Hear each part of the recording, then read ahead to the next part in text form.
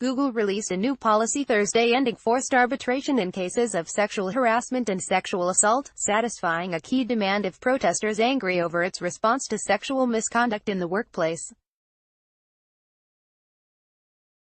But the company did not agree to all the rebel Googlers' demands.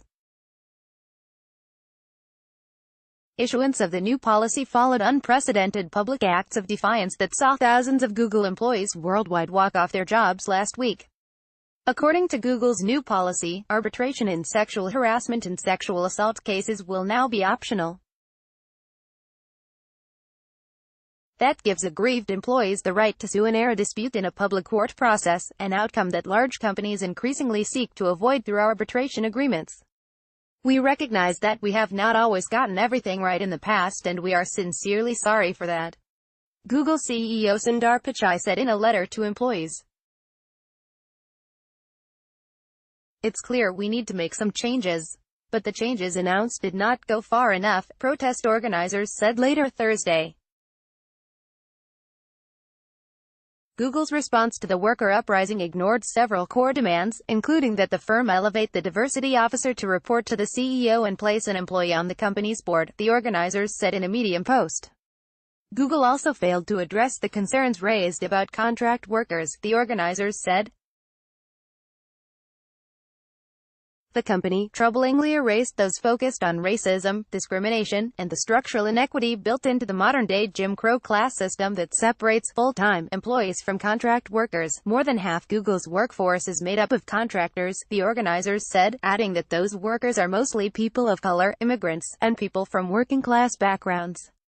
The internal employee revolt was sparked in part by news that Andy Rubin, considered the father of Google's Android operating system, had received a $90 million golden parachute while being ushered out the door in 2014 over a claim that he'd forced an employee into sexual activity, a claim Rubin has denied. The New York Times reported that Google protected 3 executives from accountability for sexual misconduct. Google responded that it's fired 48 employees for sexual harassment in the past 2 years, giving none of them severance.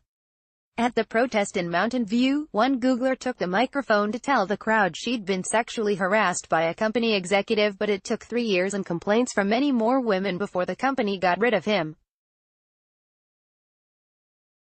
Another woman told the audience a coworker had complimented her on her lipstick, then asked her to lick her lips.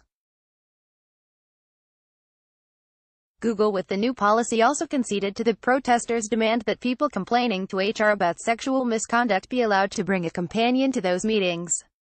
And it will add a section to its annual investigations report, which is accessible to all Google employees. The new section will show the number of substantiated or partially substantiated concerns over time, by function. Google said. It will also discuss trends, disciplinary actions taken, and substantiation percentages.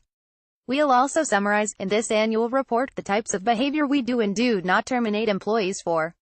Google said that about 20% of harassment complaints arise from situations in which drinking alcohol was a factor, and the company says overconsumption of alcohol will now be strongly discouraged.